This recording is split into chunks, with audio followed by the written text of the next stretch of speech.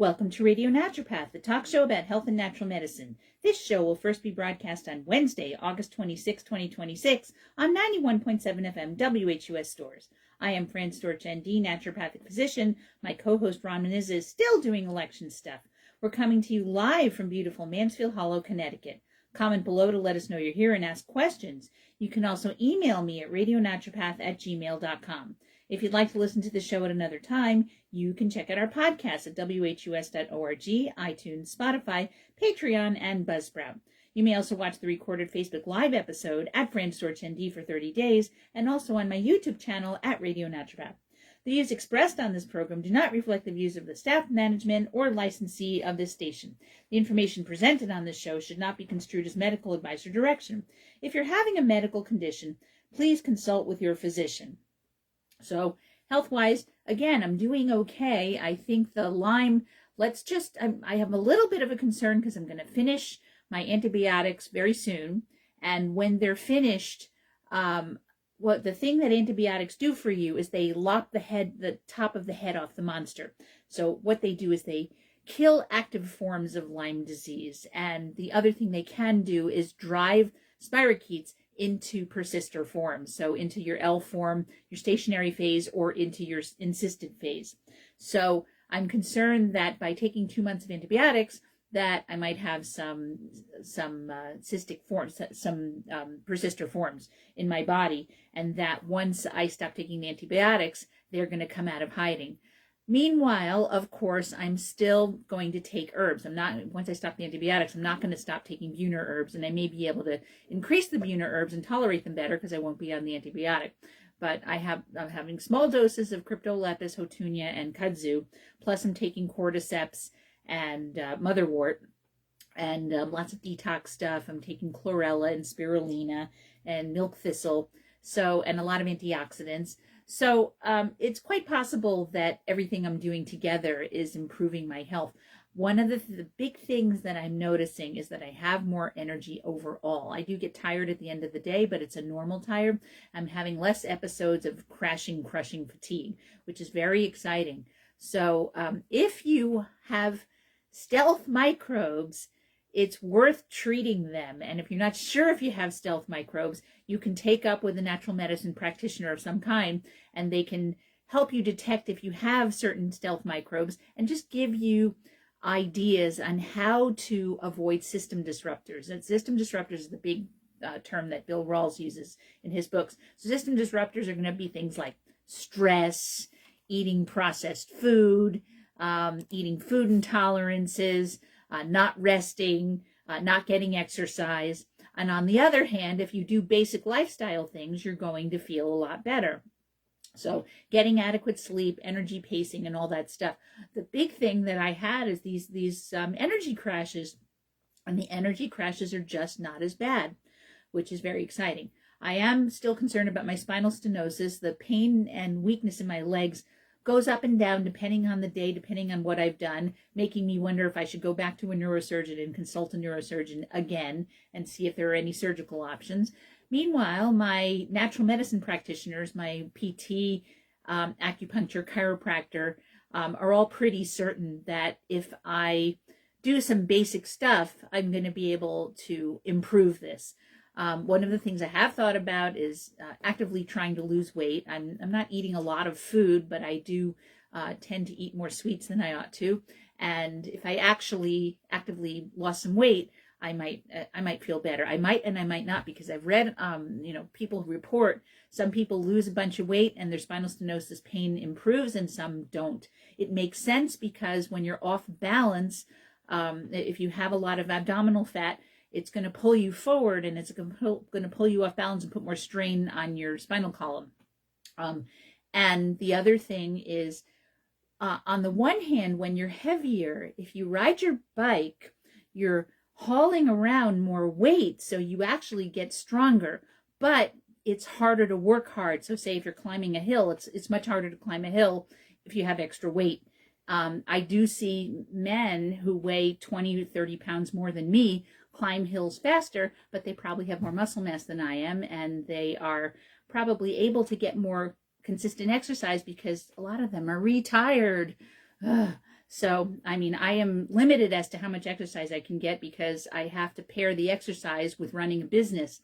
And if I were to go riding my bike every day, one of the things you have to do when you have Lyme disease, when you have chronic stuff, is you have to pace yourself. And so doing a lot of intense cardio around having, 8, 9, 10-hour days of work doesn't really work. So I have to pace myself and only get certain amounts of cardio. What I tend to do is I get cardio on the days that I'm not doing patient care. If I could get up a little earlier, I could probably go for a walk, but I tend to sleep until the last possible minute, get in some PT exercises and or yoga, and then go to the office on patient care days. And on non-patient care days, I tend to do more. I tend to prioritize the bicycle, which is why, when Tom at Crossroads said to me, you should go for more walks, I'm like, yeah, where am I going to put the walks? Because I'm prioritizing the bicycle. And so the answer would be to go walking on patient care days and go for a short walk, 20 to 30 minutes before doing the PT exercises. It just involves getting up a little bit earlier. So there's all that. And the other thing that now when I saw Travis at Crossroads, he suggested to me, you need to get in the water. So getting in the water would mean doing physical therapy exercises in the water. And my options are to go on YouTube and find some exercises that I could do in the water. And my water options, I have a friend's pool that I'm welcome to use during the season. And of course I can go to Bicentennial Pond in Mansfield or any, open body of water that you're allowed to go to. The most convenient is Bicentennial Pond in Mansfield. And I can always go to the Mansfield Community Center. I also can sign up for physical therapy. There is a practitioner, there are local practitioners who do aquatherapy and will take you to the Mansfield Community Center and do physical therapy with you. So that's another option that I have and something I haven't tried. Another thing I haven't done consistently, because it's not cheap, but it is very helpful and feels really good, which is to go do a float. And I wonder what would happen if I could afford to do regular floats a couple times a week. What would happen if that would help me a lot. That would be a very interesting thing. If I could do an hour float twice a week for a month, what would happen to my spinal stenosis? This is something I might want to talk to my buddy Angie about and see what happens.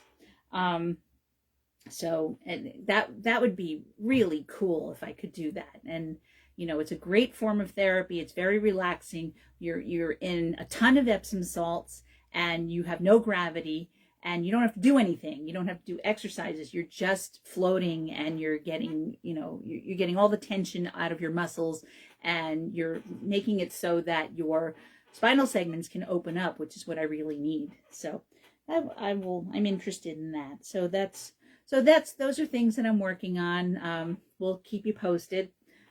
Okay, so let's talk about, so now I have some interesting topics. I was perusing, trying to think about what I might want to talk about this week, and I came across an article that was titled The LUTEAL Uglies. I thought that was hilarious, and yet I related to it because I have a lot of patients who have issues with the luteal phase of their cycle. The luteal phase of your cycle is the part of your cycle after you ovulate, between ovulation and menstruation. Some women feel awful, and the main reason that I think that they feel awful is because they're estrogen dominant. And how do they get to be estrogen dominant? Well, let's look at the article, and then we'll talk about my take on it. All right, so the LUTEAL Uglies. So this article was written by Ella Kipling for the BBC. So I believe that Ella Kipling is British, and this is a British article because it was in the BBC. So this person is wondering on TikTok, point of view, girls in their luteal phase, and she's wondering if she's the ugliest person that ever lived. So the video has 2.4 million views and hundreds of comments, and other women write, "This is literally me. I'm angry at how accurate this is." There are thousands of videos like this one on social media lamenting the luteal uglies, the changes in appearance and mood that women say appear during the luteal phase of their menstrual cycle. During this phase, which occurs in the second half of a woman's cycle and ends when she gets her period, women experience a huge drop in estrogen. Yeah, they do, but they also experience a rise in progesterone. Your estrogen starts to drop at the second half of the luteal phase. It's really more that I think that it's more about estrogen dominance, that your estrogen definitely drops, your estrogen and progesterone towards the very end, right before you get your period, they both drop. But I think what's really going on is people are progesterone insufficient. So we'll talk about that. So according to Louise Newsom, who's a women's hormone specialist, the change in hormone levels means women can expect a shift in their appearance, sleep, and mood during this time. Hormones affect our skin, collagen, so a lot of people find their skin becomes drier, complexion less bright, and they may have acne and spots. Newsom explains they might get bloating and breasts can change shape, and they might feel like their body is moving in slow motion. So some people feel like they're extremely bloated during the second half of their cycle. Skin feels dull and textured and just looks more tired in general. Chest feels heavier and sore. That's because when your estrogen falls in the days before your period and your progesterone rises, ramping up oil production in your skin, explains one doctor. During the hormonal shift, your body holds on to more fluids, meaning you may end up with a puffier face, general bloating, and tender swollen breasts. Elena, who works in hospitality as an actress in London, says she feels lethargic and completely unmotivated during the luteal phase. She feels like her brain is working in slow motion, tends to become clumsy and way more forgetful, and doesn't want to socialize as much. While women are starting to talk more about the impact of their cycles, a lot still don't know what to do about it. The women are genuinely suffering, and it's affecting their ability to work, function, socialize, and just exist. The response to women's concerns can be frustrating. Would you say to a man, oh, your testosterone is down, just don't go to the gym, have a duvet day? It's unacceptable that women have to put up with it. Your relationship may also change during the luteal phase, which is something freelance journal Henrietta experiences. She finds herself wanting to get irritated with her wonderful partner, and there's an extremely high chance that if she hasn't had any coffee, hasn't eaten, that she's in her luteal phase. It also affects her friendships with her friends. She tends to overshare and regret it, or isolate and regret it. She can experience a despair and distress during the luteal phase, including feeling as though she's useless or having intense flashbacks to embarrassing or upsetting experiences. She also gets things like blurry vision, struggling to recall basic words, and feeling unfocused, which can be embarrassing to deal with at work. She wishes there was more awareness of the issue. There are still widespread misconceptions surrounding how and why hormones impact women's health and well-being. And then as soon as her period arrives, she feels better. So the doctor says that the luteal phase is not something women can just snap out of, and that women can often be wrongly made to feel that the symptoms are normal or that they're overly emotional, and people can dismiss these symptoms as just PMS. Why does it have to be just PMS? If it's PMS and you feel terrible and you want to do something about it, why not just take it seriously and do something about it? My patient comes in and says, I have a purple spot. I don't want to have a purple spot. Unless there's really absolutely nothing to do about a very benign purple spot, I try to encourage them and figure out ways to help them with the purple spot. Whatever it is, we want to talk to you about what's going on. At the very least, we want to reassure you. So when people dismiss the symptoms as just PMS, it can be a big knock to your confidence, especially when you work with clients. And when you're self-employed, your calendar just can't stop because your hormones are changing.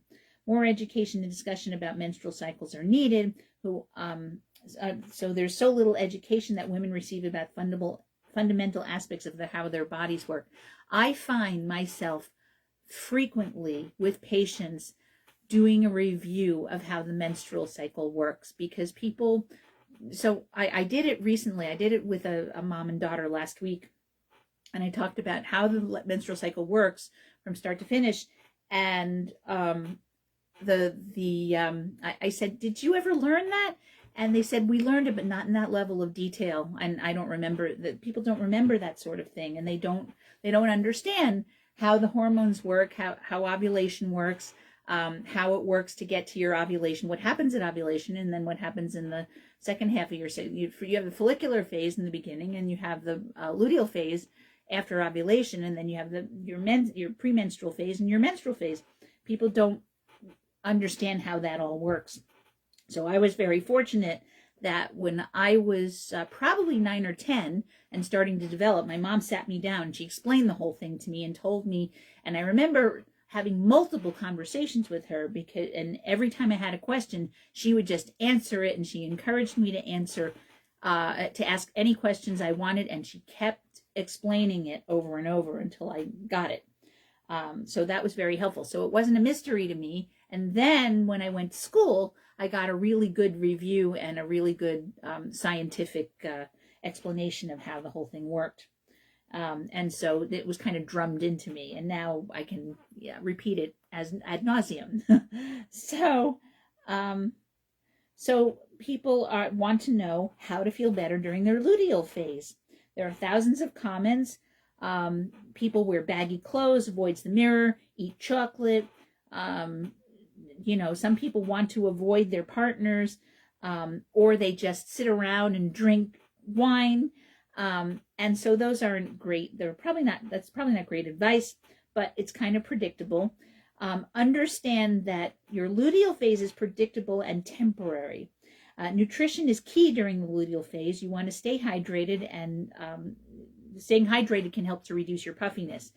Easing off salty foods, reducing alcohol intake, and keeping up movement can all help too. Steering clear of processed foods and alcohol will help you avoid increased inflammation. And see a health professional if you're particularly struggling during the luteal phase. If people don't get what they think is acceptable in the first, second, and third appointment, they should see someone else. These symptoms don't usually go away on their own. So that was very nice. Most of this article was describing the situation, and there's what is this? The bullet list has 5 points on it, and that's all. Now, these are good points. Understand that it's temporary. It's going to get better. Eat good. Don't eat too much salt because that'll make you puffier for some people. Stay away from processed foods and junk because you're more likely to have inflammation when your estrogen and progesterone are tanking. And get help. That, to me, that's not enough. You need more explanation than that. So the luteal uglies. So again, the luteal phase is the second half of your cycle. So what it means is that the follicular phase, you have a follicle that grows in your ovum, and then the follicle bursts open. So when the follicle is growing, the follicle releases estrogen, and your estrogen is gradually increasing during the first phase of the cycle, which is from day 1 to whenever your ovulation is, roughly day 14. It's different for different women. So your estrogen is growing, but you have very little progesterone at that point. And that part of your cycle, you're estrogen dominant in the follicular phase. If you're going to get exercise, that's a good time to get strength training exercise, to strength building exercise, because you have your estrogen dominant. So estrogen is an anabolic hormone, which means that it grows tissue. So it's a good time to build muscle mass. So that's when you want to do your body weight exercises, your strengthening yoga, your PT exercises, weight training, any kind of weight training. You can do cardio if you want to, but focus more on weight training at that point in your cycle. You tend not to be so bloated, and so it's not as much of a concern to get that sweat on, although getting sweat on is helpful. Then you ovulate. What happens at ovulation is the one follicle, lots of follicles develop, and they all kick out estrogen for you, but generally one follicle only opens up. More than one can open up, and that's how you get multiple births. But generally, ideally, humans have one baby at a time. Nature will cause twins or multiple births, and people are more likely to have multiple births if they have in vitro fertilization, because they get many embryos implanted because they want to ensure that at least one of them survives. But what often happens is people who have IVF will have multiple births, and more than one or two. So anyway, but in nature, ideally you want to have one baby at a time. So generally what happens is one follicle opens up, and so what happens is now you have the follicle that has opened half, and it splits in half. And so there's each human cell, given that you have a normal amount of chromosomes, and you can have different amounts of chromosomes. But let's just, for argument's sake, let's say we're talking about a person with 46 chromosomes. So the follicular cell splits undergoing meiosis, and half of it stays on the ovary and becomes a corpus luteum, which means a yellow body, and then it sits there and makes progesterone, and the other half becomes ovum, or future potential baby. So the part that's on your ovary, the corpus luteum, is sitting there making progesterone, and progesterone is anti-proliferative, which is why the second half of your cycle, you want to focus more on cardio, not so much on strength training. You can do strength training, but you'll probably find it easier to do mostly cardio and not focus as much on strength training in that half of your cycle, because progesterone is anti-proliferative. And one of the reasons it's anti-proliferative is nature wants us to have just one baby. So you make this progesterone, one of progesterone's job being anti-proliferative, anti-inflammatory, it turns around and says to all the other follicles that didn't open up, go back to sleep. We don't need you right now. So you don't ovulate again. If you're a cat, cats can have multiple ovulations, and they can get pregnant by more than one male cat, which is amazing. But humans, we are generally designed not to do that. So the progesterone turns around and says, go back to sleep, all of your other follicles. The other thing that it does is it ripens the uterine lining. So your uterine lining has been growing via estrogen during the first half of your cycle. Now the progesterone is going to go in there and make the uterine lining really nice and soft and thick and hospitable for implanting a baby. So that's progesterone's deal. And so progesterone, so now you have progesterone in this half of the cycle.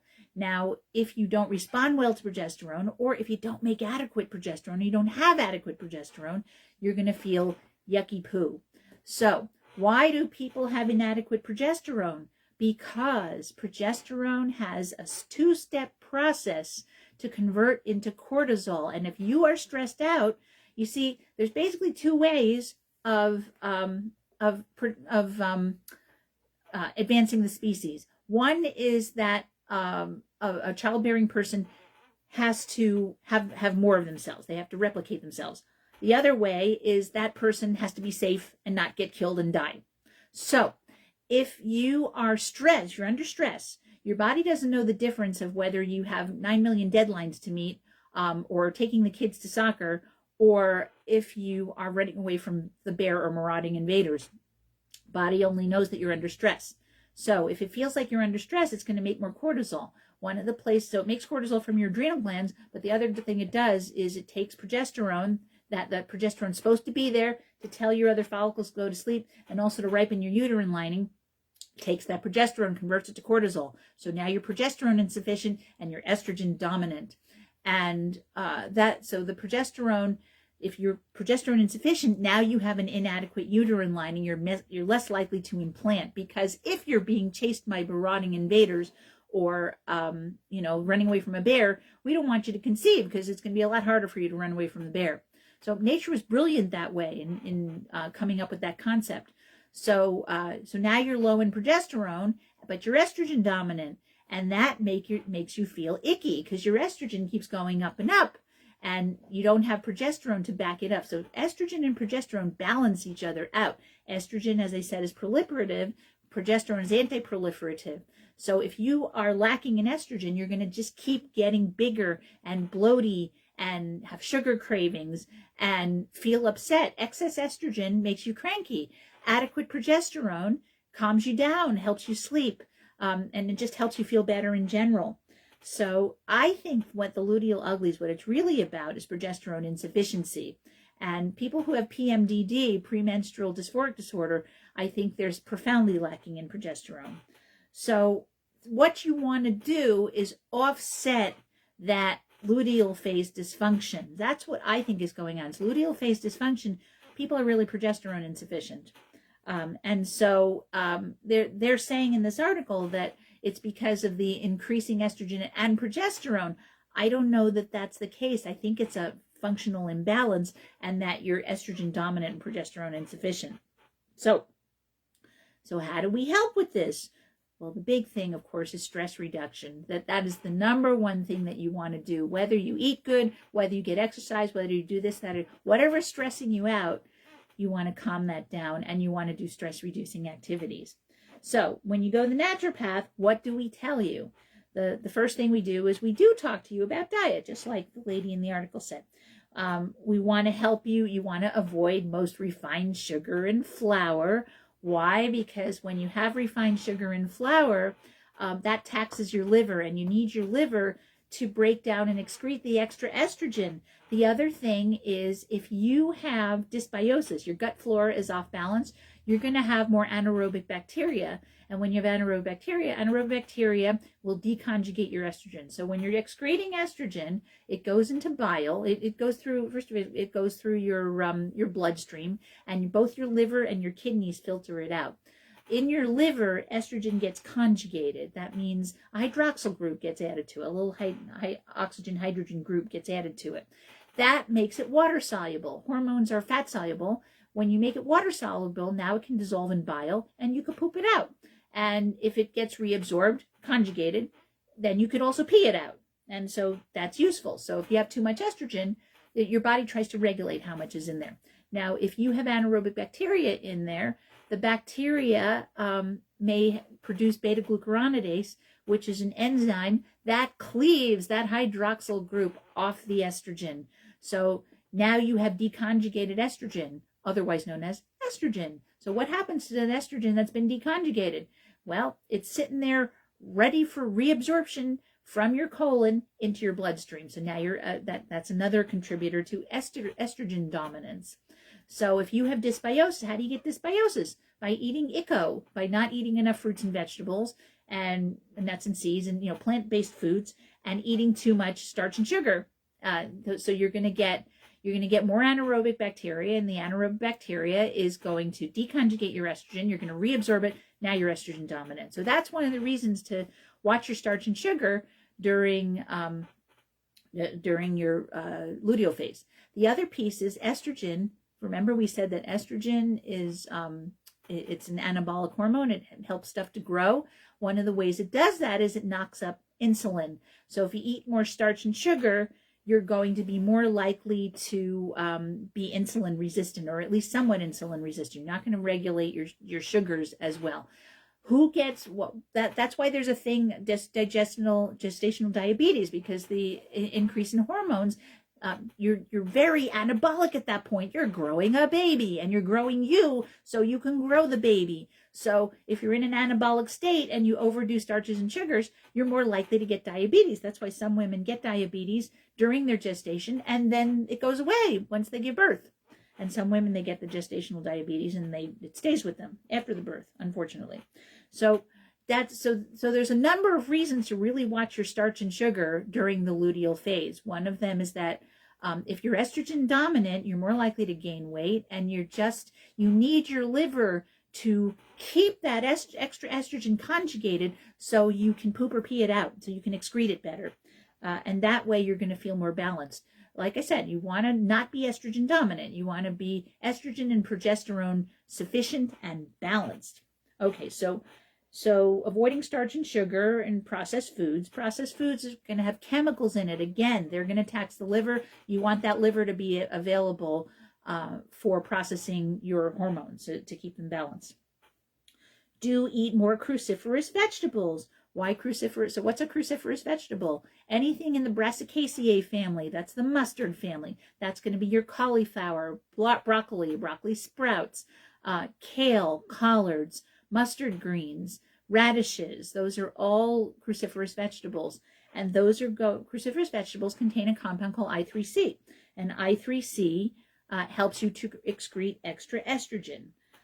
You also want to get exercise as tolerated, and during this phase, it's a good idea to focus on cardio exercise over weight training, although you can still do some of both. But if you're experiencing bloating, water retention, and irritability, moving circulation faster through your liver and kidneys and sweating is going to help with this, and also your mood. So what cardio should you get? What exercise should you get? The one you'll do.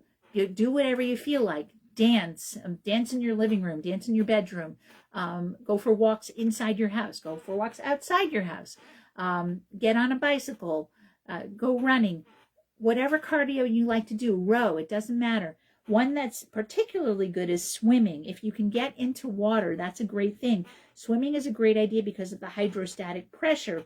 So what happens is when you get, if you ever find if you're in the pool or the lake or wherever long enough, you're going to be like, I really have to pee. And then you're more likely to have to go to the bathroom to have to pee when you're in a body of water. And the reason is very simple. It's called immersion diuresis. I was noticing that was happening to me while I was spending time in a pool. Why do I have to keep going to the bathroom? And then I looked it up. It wasn't just, I was having a high kidney day. There's a real thing called immersion diuresis. It's very simple. It's not rocket science. What it is that when you're in the water, you have hydrostatic pressure. And the hydrostatic pressure presses on your blood vessels and your capillaries and your interstitial spaces. So it presses on it and it gets the fluid out of the interstitial spaces. Interstitial means in between cells. Gets it back into circulation, and then your kidneys say, hey, that's too much fluid. We're going to send some out. That's it. So when you get yourself to urinate more, you're going to get rid of some of that bloating and puffiness. So getting in the water is a great idea. Getting in the water and moving, doing exercise, and even just swimming and doing laps is a great idea. Although if you happen to live near the ocean and you can stand in the ocean and jump waves, that's plenty. Jumping waves is active enough to make a difference in how you feel. It's great it'll do that hydrostatic pressure thing, and it will also, it'll also make it so it's really good for your joints. And if you're achy and sore because you have bloating and inflammation, it's going to take care of that too. So the top cardio for this phase is swimming, and you're not always going to be able to get into a pool, so don't worry about it. Do the cardio that works for you, whatever that is. And remember, for exercise, you want to have something that you can do inside your home, something you can do outdoors, and something you can do indoors but not in your home. So you have those situations set up so that anytime you go anywhere, you have some kind of exercise that you can do. So then you want to do stress-reducing activities. They're always a good idea. And which stress-reducing activity should you do?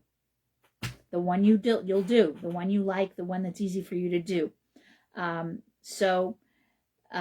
you do stress-reducing activities, you're going to lower your cortisol. So remember that the estrogen dominance is increasing your insulin resistance and your blood sugar, your glycemic status altogether.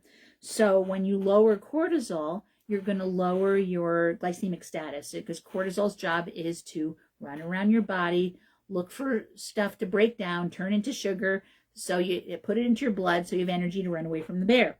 So if you lower cortisol, you're going to have less of that effect.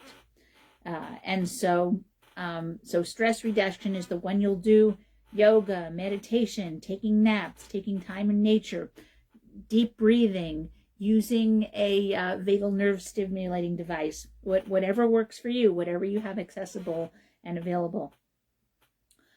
So the luteal uglies are likely due to a relative estrogen dominance over progesterone, and that leads to bloating and irritability. Progesterone, so we already talked about this, progesterone can only be made two ways: ovulation and by the placenta. That's the thing. When you get pregnant, you make tons of progesterone. There's an easy two-step process to convert to cortisol, and if you're stressed, you experience progesterone steal. Your body converts progesterone to cortisol, so you wind up bloating and craving from that as well as excess estrogen. So stress reduction can help you hold on to more of your progesterone. So the other things we do, so in terms of supplements and things you can take, I offer chaste tree berry to start, which is an herb that bonds to progesterone receptors. It doesn't have progesterone in it, but it has herbs. It has constituents in it that stimulate estrogen or progesterone receptors, as does wild yam. So that's another herb that you can use. The nice thing about wild yam is that it's an antispasmodic. So if one of your deals is that you have if you have cramping, then the wild yam is a good choice for that, as is cramp bark. But wild yam has the diastenin in it, which will bond to and stimulate your progesterone receptors. It is not progesterone. It is a precursor to progesterone, but it does bond to progesterone receptors and lightly stimulate them. Some people take chasteberry and it really, really helps them. That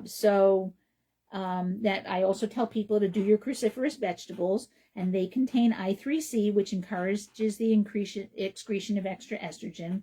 Ground flax seeds and sesame seeds have also been studied to increase extra estrogen secretion. So if you put ground flax seeds over anything you would like it in, you can make pudding out of it. You can put it over your salad or your soup or any food that you would like it in. You could mix it into a smoothie. Sesame seeds, if you like tahini, you can use that. Hummus has tahini in it, so that's going to help too.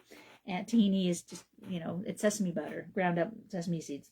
And they help you to excrete estrogen because they have lignans that do that for you. And if that's not enough, I may order supplemental DIM, which DIM is diindolyl methane, which is a metabolite of I3C, and also calcium deglucarate, which is a liver enzyme that removes extra estrogen. So I will give those supplements if somebody's really having a hard time. And then, if need be, I will also recommend natural progesterone taken only during the luteal phase. The main cause of the luteal uglies is stress, and it's the progesterone steal. And if you try all of the basic natural medicine things and you just can't get there, one thing to do, like somebody comes in with PMDD and their life is really, really affected, one of the things I will go for is progesterone and have them take progesterone. And this is for menstruating women who are still in their reproductive life cycle.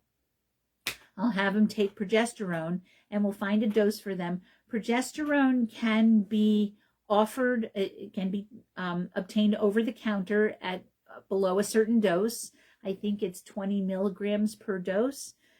And 20 milligrams and below per dose, you can get over the counter. Beyond that, you have to get it prescribed, and your physician can prescribe oral micronized progesterone and can also prescribe natural progesterone. They can prescribe compounded natural progesterone from a compounding pharmacy or from a pharmacy that offers compounded progesterone. They can also offer estradiol, and that you don't have to necessarily get that from a compounding pharmacy.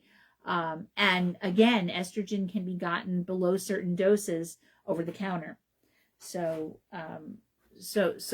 But a woman who's still in her reproductive life, I will generally, unless we know that she's very low in estrogen, we don't usually give estrogen. We usually give progesterone because problem is that she's estrogen dominant, so you don't want to give more estrogen. And you're trying to get her to excrete her extra estrogen and have her progesterone status shine a little bit more.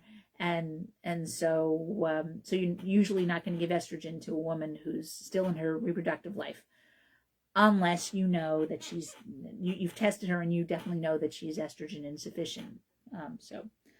All right, so that's all about the luteal uglies. So this luteal uglies is for people who get PMS, premenstrual syndrome, premenstrual dysphoric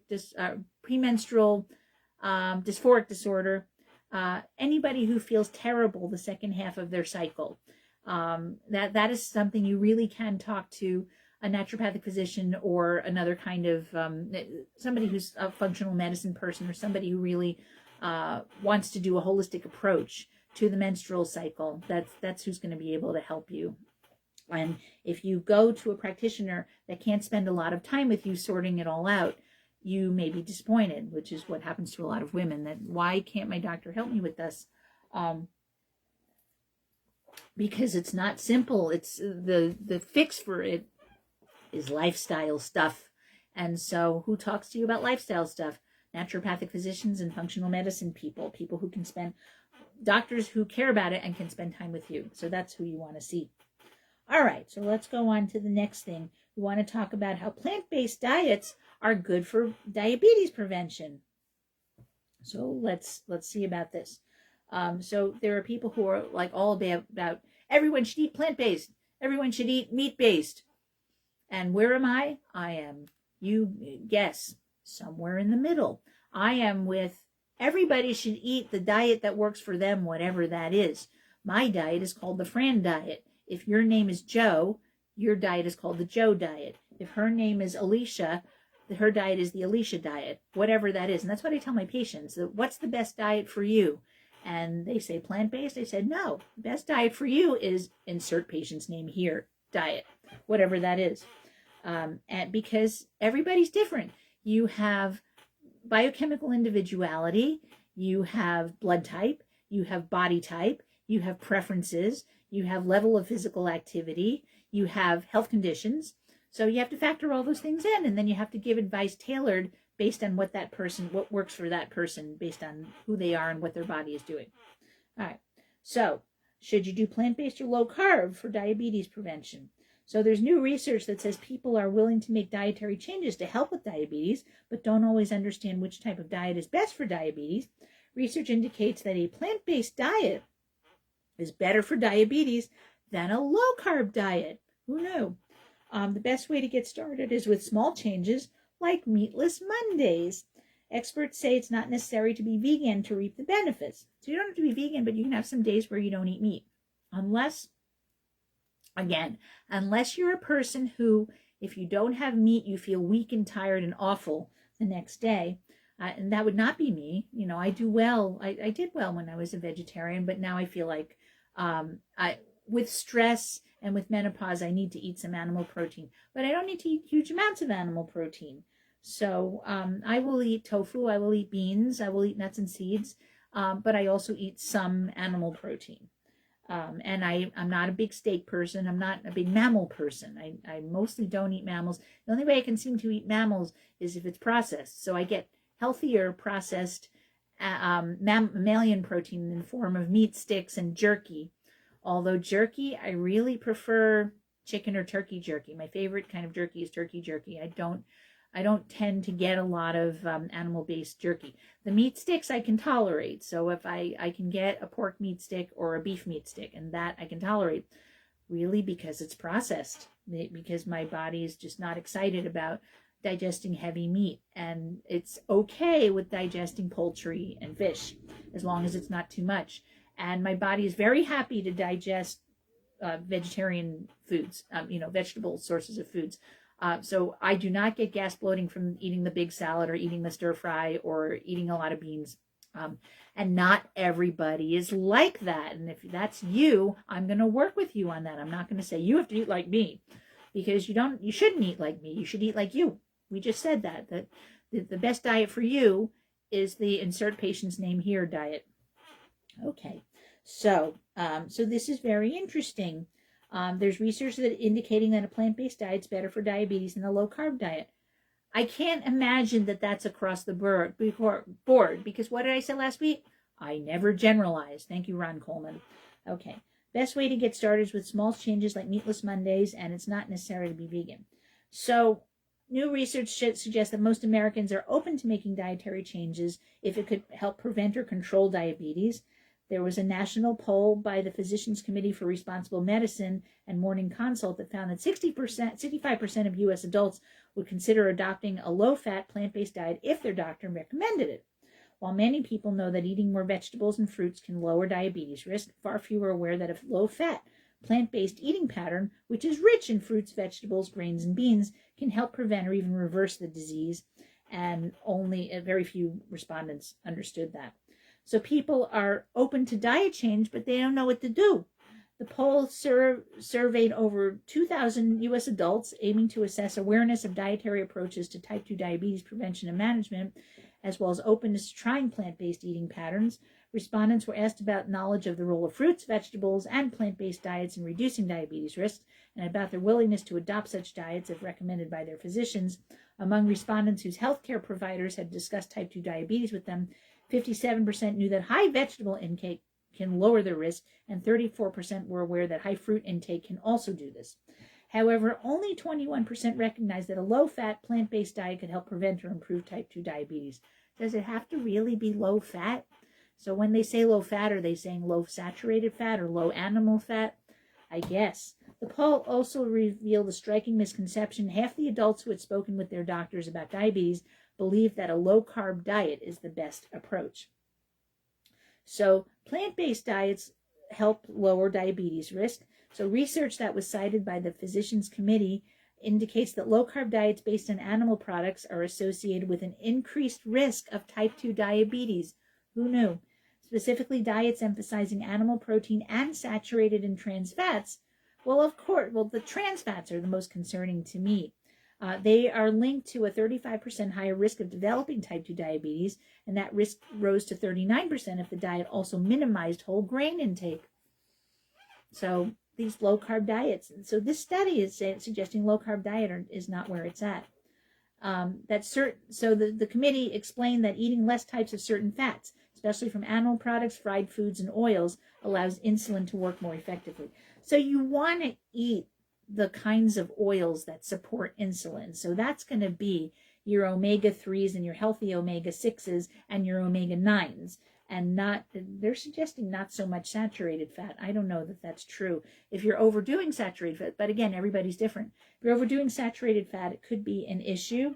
But if you're eating, eating seed oils, or if you're eating hydrogenated fats, you don't want those, because when you're having damaged fats, trans fats, or seed oils, or anything that's been problem with seed oils is they're easily hydrogenated. They also contain too much linoleic acid, alpha-linolenic acid in it, which gets converted to your prostaglandin 2 series, which creates arachidonic acid, which is pro-inflammatory. So you want to have less of that. The thing is, when you get in adequate omega-3, omega-6, and omega-9, healthy omega-6, not arachidonic acid and linoleic acid, but things like gamma-linolenic acid, that's a great anti-inflammatory. Omega-3s and omega-9s are going to help you make healthy cell membranes. The healthier your cell membranes are, the better your nutrients can get in and out of cells. And you're going to be more insulin sensitive if you have good functioning cell membranes. So you want to eat the proper kind of fat. A super low-fat diet is not going to be good for you.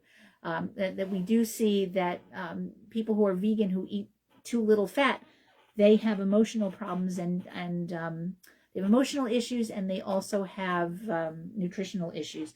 And the key is you need fats to build, you need the healthy right kinds of fats to build your cell membranes, but because otherwise you will have more inflammation, because you're not going to be able to get the nutrients in to reduce inflammation. So in type 2 diabetes, insulin resistance occurs when fat accumulates inside muscle and liver cells, which prevents glucose from moving out of the bloodstream and into cells where it's needed for energy. The fat buildup is a key driver of elevated blood sugar levels. So blood sugar spikes cause insulin surges and high insulin over time, which can make cells more insulin resistant and drive up high blood sugar even more. Decades of clinical research show that low-fat, plant-based diets do not restrict healthy carbohydrates, can be beneficial for those with type 2 diabetes, but for those reasons outlined above, refined and processed carbs can actually have the opposite effect and should be avoided. So there was a 22-week study where almost 100 participants followed either a low-fat vegan without calorie or unprocessed carbohydrate limits, or the American Diabetes Association standard recommended diet, and results showed that 43% of the vegan group were able to reduce or discontinue their diabetes medication, compared with only 26% of the ADA group. Wow. The vegan group also experienced greater improvements in body weight, hemoglobin A1C, which is a measure of blood sugar control, and LDL cholesterol. Another study by the Physicians Committee measured intracellular fat levels in liver and muscle cells, and after 16 weeks on a low-fat vegan diet, liver cell fat droplets dropped by 34.4%, and muscle cell fat decreased by 10.4%. The reductions corresponded with improved insulin sensitivity, suggesting that the dietary approach can address the root cause of type 2 diabetes. So how can you get started with a plant-based diet? So the poll looked at what resources people would need to succeed with a plant-based diet. Nearly half of respondents said having access to an online recipe hub or regular guidance from a dietitian would be very helpful. To meet the need, the Physicians Committee offers the National Diabetes Program, which is a free online support group that provides education from doctors and dietitians on foods to focus on and avoid, meal ideas, grocery tips, dining out strategies, and answers to common nutrition questions. Additionally, the organization's Food for Life plant-based nutrition and cooking classes, developed by physicians and dietitians, are available nationwide to teach people how to prevent, improve, and in some cases, reverse type 2 diabetes through a diet rich in fruits, vegetables, whole grains, and beans. However, you don't have to join a support group, attend a class to get started on a plant-based diet, You can use, there are healthy lifestyle apps that you can use. A simple way to add more plant-based foods to your life is by trying your Meatless Monday once a week and then gradually adding in more days. Search for vegetarian recipes that are easy to prepare and sound appealing to you and your family, people in your household. Meaning suggested cooking ingredients and flavors you already know you enjoy. Vegetables do not have to be boring. They really don't. When we have stir fries, we have all kinds of seasoning on them. So we love our vegetables. And when we have soups, we have really flavorful soups. And when I have salad, Ron likes to put cranberries in his salad. He puts cheese in his. I put fake cheese in mine. Sometimes I put raw grass-fed cheese in mine, if small amounts so I can tolerate it. Sometimes I will do the cranberry or goji berry thing. And I often will use nuts and seeds in my salads. And then we use olive oil and vinegar, and we put good olive oil on. Ron uses balsamic vinegar. I will sometimes use balsamic vinegar. I prefer to use apple cider vinegar, so I get organic apple cider vinegar, and sometimes I use plain, and sometimes I use the honey cayenne, and sometimes I will add hot honey to my salad.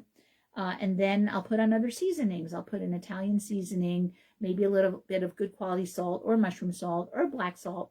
And I also have everything bagel seasoning, which I put that on my salad too. And sometimes I'll put I'll put vegan Parmesan cheese on my salad.